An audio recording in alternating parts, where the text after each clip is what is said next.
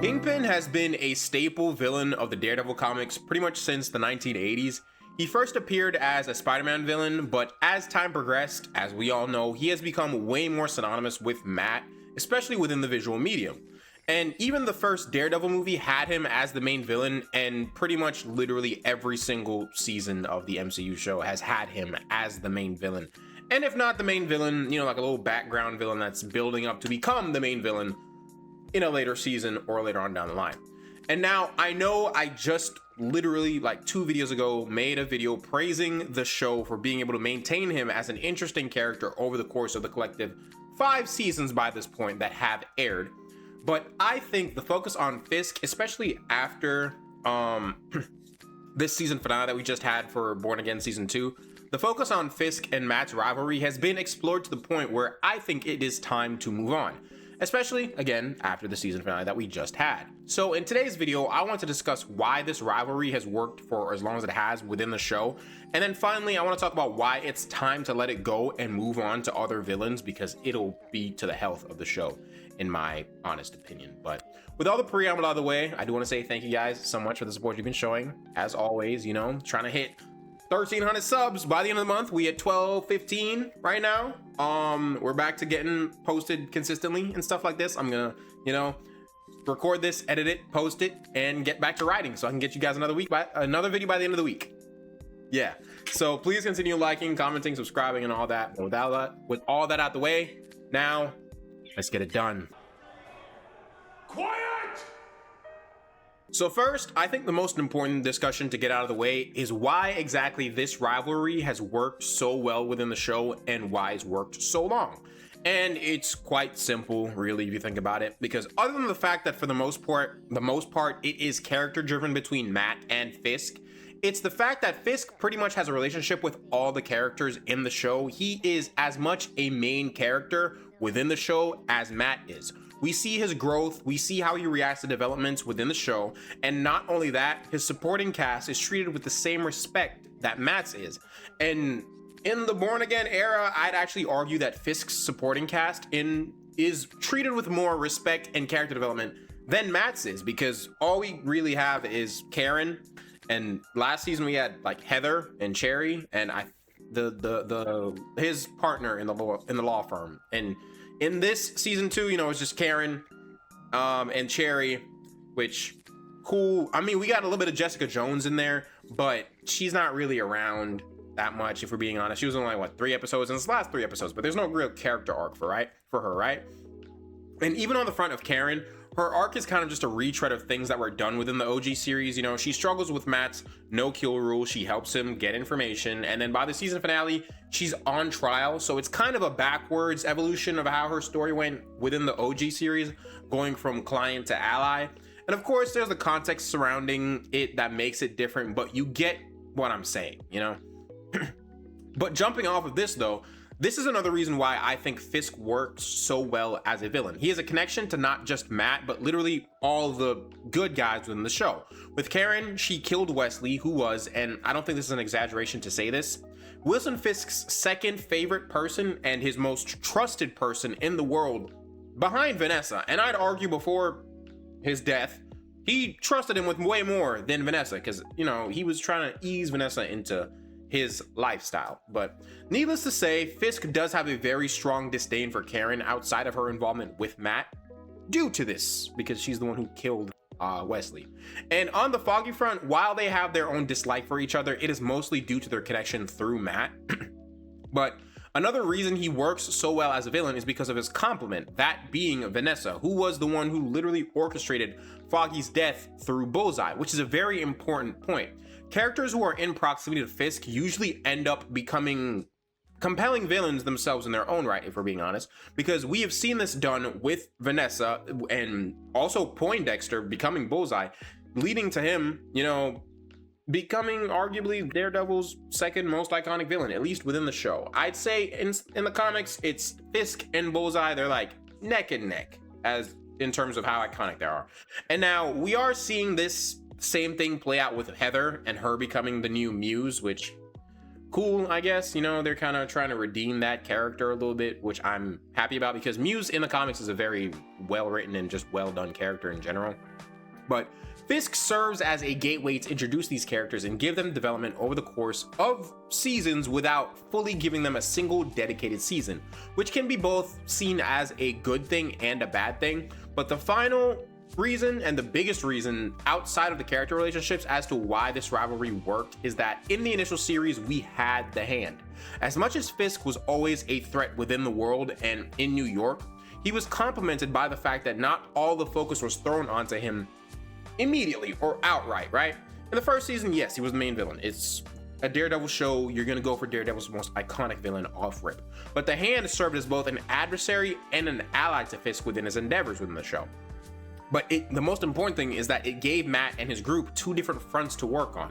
As Matt Murdock, we see Matt try to find legal ways to take down Fisk while also working as Daredevil to stop him in the gaps that the law would be too slow to, work on. And then with the Hand, it was more of a Daredevil fighting them back with information that was acquired through his connections as Matt Murdock and his friends. Because if you remember, I think it was before season 2. I don't remember if Foggy finds out in season 1 that Matt is Daredevil. I'm pretty sure it's in season 2. But before that point, Matt keeping his identity secret, using them to get information on the Hand to then go and try to interfere with them and things like that. But the Netflix show took time to focus on both of these threats, which is very important. And while it is clear that one was always bigger and better than the other, that obviously being Wilson Fisk, he's the one who's still here, the fact that the show took time away from him so we could miss him was important. We see a little bit of this in season 1 of Born Again with Muse, but once that is wrapped up by episode 6 or 7, I didn't mean to make that joke. It's genuinely like episode 6 or 7 that the Muse thing is wrapped up. The focus fully shifts over to Fisk and Matt's relationship, of course, with Vanessa and Bullseye being intertwined in there, right? Which at the time was a very much welcomed thing, because we are still left in the dark about Foggy's death. We didn't really have any information on that. But by the time season 2 rolls in, we're fully committed to the relationship between these two once again. And while Powell and the task force could have been something more important, it's obvious that they're just grunts with some form of personality that, we kind of, I wouldn't say latch on to. I do think they're being built up a little bit more in season 3 with Matt being thrown in jail with them and them being there with them. I think we're going to get a little bit more out of that. But the same shift between the villain priority we saw in the early Netflix seasons is lost in favor of a full commitment to Matt and Fisk's relationship and their rivalry with each other. Now that we understand, though, why exactly it works, let's discuss why I believe it's time to let it go and move on.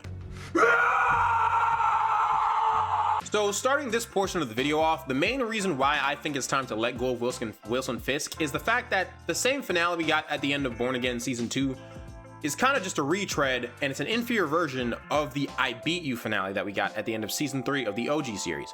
And while I did love the shot of the New Yorkers literally telling Fisk that they don't want him in the city anymore, and obviously the imagery of them beating on him and just the cinematography and composition that all went into that shot, it invokes the idea of a Roman painting, at least to me, especially with the architecture and everything surrounding it, right? But the season 3 finale, though, just had a much better build up to it. For one, the story that was told over the course of that season, coming off of the back of Matt's disillusionment with his religion and renouncing his life as Matt Murdock, committing fully to becoming Daredevil, was perfect. It served as a foil for Kingpin, who at the time, even after being exposed for his crimes, was attaining even more power than he had before.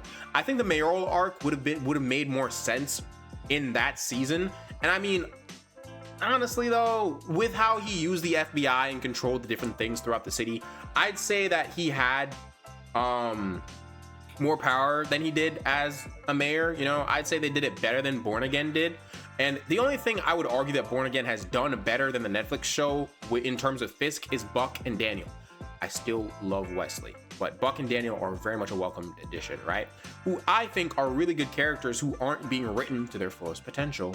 I'll say that. But outside of that, the ending that we get for Fisk is honestly perfect. By this point in the story, he's been to prison twice, leading us back into this cat and mouse game pretty much every time. But this time, however, he's lost not only the love of the city, hopefully definitively. God, I'm so tired of Matt exposing him and the city's like, oh no, we still like him, we still love him. It's realistic because look at the world now, but whatever, or the country to be more specific. But the only person he's ever truly loved, Vanessa, is now dead. He's been stripped of all his assets, his citizenship and status, and the only thing he has left is the name of being the Kingpin. And with all this being set up as Fisk's exit for now, at least, because I definitely see him coming back the same way he did in season 3 of the OG series, I think it's important that we take a swing at someone who we haven't seen so far. And I know Heather, again, is coming back as Muse, but we need something more fresh in season 3. We have a more acrobatic Daredevil with him being incorporated within the MCU. So let's take advantage of things like that and give him a villain with some kind of thing, because you already used Bullseye and he's not really a villain. He's an anti-hero kind of thing. I don't really know what to call that, because he does kill, but he kills for good. So anti-hero. But similar to how, again, Bullseye has his whole deadly accuracy, I would love to see someone challenge Matt physically in other areas other than just strength and endurance, because that is all Kingpin had to really challenge Matt with. I mean, a game of wits, sure, but you know what I mean. And I would also love to say a villain who, or love to see a villain who outright fights him in both the courtroom and the streets. That'd be fantastic. It would be great. It's kind of like if you've seen Arrow, season 5 of that, where Oliver was kind of like mayor and his deputy mayor was actually the main villain and he never knew the whole time. That would be kind of fire. But Matt's in jail, he's in prison, so he's been probably disbarred due to the vigilante activities that he's now known for, and well, just being in jail in general. So I am curious to see who the main villain is going to be of season 3, or if we're going to get a main villain. Maybe they're just going to do like little, I don't know. I trust the writing team. They've been pretty good with it so far. But Daredevil has consistently been one of the best things Marvel Television has done since its inception. Even when the storytelling was weaker in season 2 of the OG series, but it's still really good, don't get me wrong. Or in season 1 of Born Again, episode 1 was good, and then those last 2 episodes are good. The middle's like, it's okay, it happened. It still held up, and more season 2 OG than Born Again, but you get the point. Vincent D'Onofrio's Kingpin has cemented himself as one of the greatest portrayals of a character in comic book history. I would argue, okay, I don't want to say it's better than Robert Downey Jr.'s Iron Man, but I wouldn't be mad if you said it was. I would not be. He literally looks like Kingpin. He's the perfect Kingpin. The only thing with RDJ as Iron Man, I'm pretty sure he was like too short to be the actual Iron Man. But Vincent D'Onofrio is literally Wilson Fisk. It's perfect. But I think it's time to let him rest, or at least pass him off to Spider-Man for a little while and let Matt breathe and explore his own rogues gallery, because I would love a Spider-Man Kingpin movie, and that's really what I wanted Brand New Day to be. But it's looking pretty good. I trust Daniel Destin Conrad. I'm gonna just let him do his thing. I don't really, what do I know? I'm just a guy on the internet. But I don't claim to be the biggest Daredevil comic book fan, so I won't exactly say who I think should fill the void that Fisk is obviously leaving, but I trust the writers to handle the show with the respect that it deserves, as they have done since taking over from the previous team, because good God, was Born Again not going to be that good, because they were not happy with it, if we're keeping it frank. But that's the video, and as always, I hope you guys enjoyed it. I really do. And if you made it all the way to the end, don't forget to like, comment, subscribe, and let me know down below what you guys think, whether you agree or disagree. Maybe Kingpin needs to be the main villain of Daredevil forever, and I don't know what I'm talking about, and I suck, and I'm wrong. Let me know down below. I read them and I respond to pretty much every single comment. Just keep it respectful down there, please. But I love you guys, and I'll see you in the next one. Goodbye.